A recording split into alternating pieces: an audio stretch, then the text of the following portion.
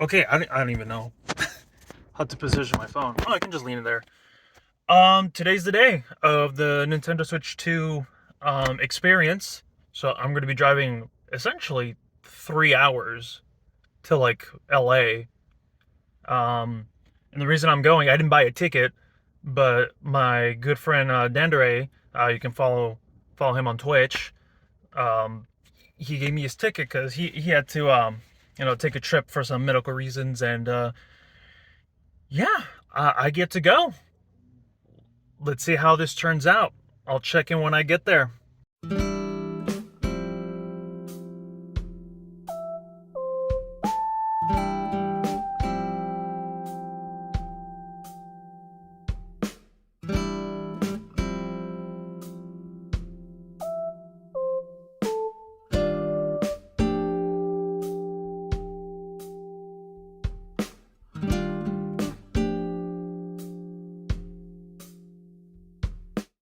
All right, I just made it here.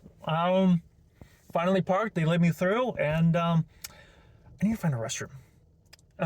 So we'll see if they'll let me use the restroom or something. But hopefully, I can also record. I'll ask, obviously. So wish me luck. Good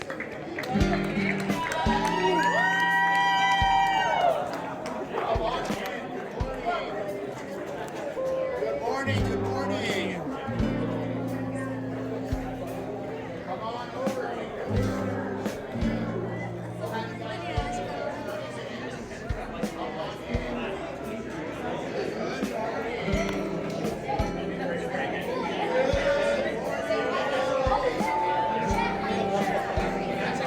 Yeah, oh my God. You guys can take photos, take it apart.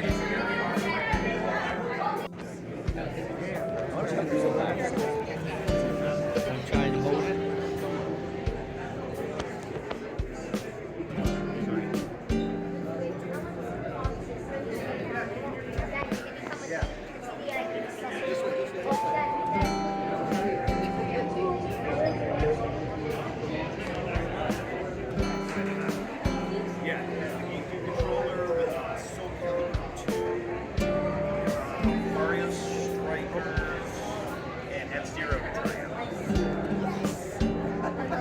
Oh yeah, that works. That works really well. So just push the button, pull it out, and then it's just a little magnet. Just instant. I love that. And then the kickstand, right? Let me see. Yeah. Yeah, it's very very similar to how the OLED was with that kickstand. Just slides right out. Yeah, and then the hinges on it are are very, very similar to the OLED one. Oh, okay. All right. Good morning, Los Angeles. One more time. Good morning, Los Angeles. How's everyone feeling today? Saturday morning. Listen, welcome to Nintendo Switch 2 experience in Los Angeles. Give it up for yourselves for being here this morning. Thank you all for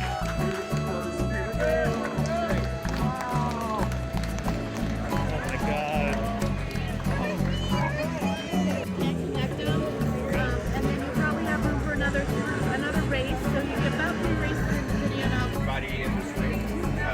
The idea is every lap 4 players get knocked out. So you start trying to be top 20, then 16, then 12, then 8, then 4, then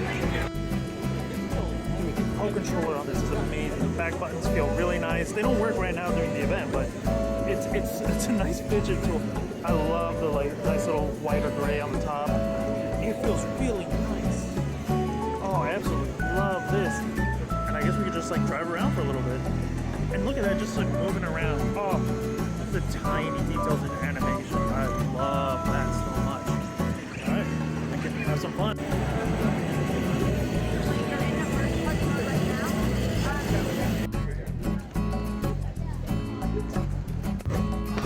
Okay, I just got out of the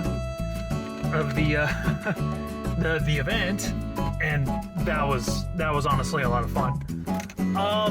The cool thing is, you get this backpack, and that was a lot of fun. They let you, play 6 different booths aside from Mario Kart World and Donkey Kong being kind of like the free ones, they kind of give you a pass on that. But all in all, the Nintendo Switch 2 feels great. It feels amazing, and I had a lot of fun. I actually got a chance to see Yakuza and Cyberpunk running on the Nintendo Switch there. I didn't get a chance to play because I already filled up my pass by the time I got to there, but I was just, you know, I was able to roam around and just look around before, you know, I got out. And yeah, thank you so much to my friend Dandere for you know, giving me this experience. I know it was but yeah, well, I guess maybe meet up with a friend or maybe drive home, I don't know. And then I guess I'll talk about it more later. Hello, it's actually been about 2 weeks now since I went to the Nintendo Switch 2 live event in LA. And I wish I did this sooner, but my day job is pretty freaking insane. But I just wanted to share, you know, my personal thoughts with my hands-on experience with the Nintendo Switch 2. First thing I wanted to get out of the way was the mouse controls with the Switch 2 Joy-Cons. At first, I honestly thought that the controllers were gonna feel kind of wobbly. Just like just looking at the material that they've shown us, the trailers, it just seemed that just using it, I felt like I would tilt over a lot with the Joy-Cons, using it that way. Happy to report, I would say those worries are completely squashed. They had us try out, you know, Metroid Prime 4. They had a wonderful demo. I'm so happy I got to try it out. That was a lot of fun. And they actually encourage us to, you know, right hand use the mouse and then the left hand just kind of hold the Joy-Con normally. And after like a good 10-15 minutes of like messing around in the demo and getting used to everything, it was seamless and it felt really good to use the mouse controls. And so yeah, I can totally say the mouse controls work really well, surprisingly well, with the Joy-Cons. Dragon Drive is a game that genuinely surprised me at the event, because at the first reveal, it didn't look too appealing. It just felt like another one of those gimmick games, and it for sure is a gimmick game. But actually giving it a try at the event, it was a lot of fun, and it's honestly a game I'm actually going to pick up at launch. It's another one of those charming Nintendo gimmick games that just work, and they always seem to work. Mario Kart World was the absolute highlight of the whole event. Mario Kart World was definitely the highlight of the whole event for me. It was charming, beautiful, the animations were absolutely wonderful. Everything is just so colorful and bouncy. I'm still not happy with that $80 price tag, let's be honest. That's absurdly too much, which is why I definitely gunned for the $500 bundle, so that way you technically buy Mario Kart World for $50, even though it's totally just a way to sell the Switch 2 at $500. I mean, these console manufacturers, they always do this, right? Don't even get me started with these Zelda Switch upgrade prices. That's a whole other rabbit hole to get into. Mario Kart World was a lot of fun.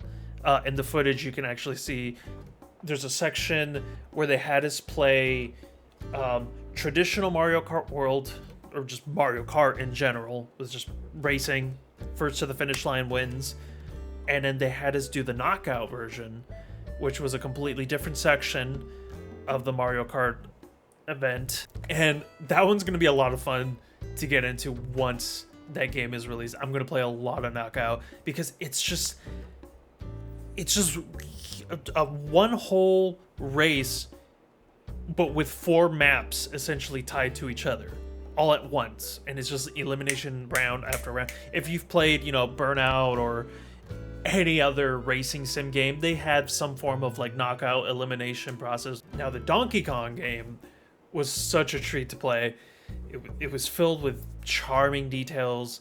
Clearly, the gameplay style is in vein with the Mario Odyssey gameplay. You can tell that the same developers worked on this game. Controlling DK was seamless and fun. Being able to go anywhere Minecraft style was so much fun, and it gives exploration and discovery a level of satisfying fulfillment when finding secrets. They also had a lot of games they previously announced during their direct that were getting Switch 2 upgrades, and I only really delved into Breath of the Wild to see it run on the handheld mode, and I actually got to try out the latest Mario Party title on that, which was really cool. You get to use the mouse controls to do this minigame where you drag this little toy car. Like, as a kid, you had like the little wind-up cars, and that's part of the minigame. I won't explain too much, but you will see it when it comes out. But really, like, I think what blew me away was the actual upgrade to Breath of the Wild and seemingly Tears of the Kingdom. I didn't actually get to play. It was on the other side. I just got a glimpse of it. But handheld Breath of the Wild, it couldn't look any better. It was clear, smooth. The frames were like, I think it was 60 frames per second on handheld. And it's just crazy to me that I played this game handheld at launch 2017 with the Nintendo Switch, and I remember it being pretty choppy. I think it ran 30 frames, so you could tell, but just night and day, absolutely night and day, playing Breath of the Wild on handheld. When it comes to the pricing of these two games for the Switch 2 upgrade, if you're a veteran, if you played these games back to back, 100% of the shrines and everything else like I have, the game's not worth it. It's not worth the price. However, if this is going to be your first system and you want to play Breath of the Wild and Tears of the Kingdom, the definitive version is absolutely the upgraded version of these games, and I guess that's the only way I can recommend it, sadly. Am I happy about these prices? No. Am I happy that the upgrade path for both games don't include DLC? Of course not. That's awful. But it is what it is. If you haven't played these games at all, they're definitely worth picking up, especially if the Switch 2 is your first Nintendo Switch console. The only games to me that were worth buying, honestly, was Kirby and the Forgotten Land and Mario Party Jamboree, because those are two games I actually don't already own. And to me, the upgrade path seems worth it because those two games actually have DLC attached to the upgrade. There's an extra little bit of story expansion for Kirby and the Forgotten Land, and then Jamboree gets more mini games that, involve the mouse controls for the Joy-Cons for the Switch 2. But, to each their own when it comes to their personal values and their wallets. Oh, and I also did get my hands on, playing GameCube games on the Switch 2, and they had us use the GameCube controller, and not much to say. Obviously, they play incredibly well, especially with the GameCube controller. It was a nostalgia bomb for me, since that was my first ever console, and that was my gateway into video games growing up, was the GameCube, and especially the Game Boy Advance SP. So it was such a treat to be playing GameCube games on a modern console now. The last thing that I wanted to talk about is the third parties that they had at the event. I got hands-on with two specifically, Hades 2 and Street Fighter 6. Hades 2 was obviously going to look incredible on this system. It's just, okay, hold on. Hades 2 was obviously going to look incredible on this system, no questions. Street Fighter 6 was honestly such a huge surprise to me, because typically fighting games require, you know, optimal response times, connections, controls, and graphics to run smoothly to get a fair competitive edge between two people, you know, playing a fighting game. And playing this on the Switch 2 stole the show for me. It ran perfectly smooth with no hiccups, no stuttering, no frame drops whatsoever. I played 2 matches and they just ran perfectly. Perfect experience all the way through. Couldn't see the difference between the Switch version and the PS5 version that I own. So very exciting, especially for those who have not picked up, you know, Street Fighter 6.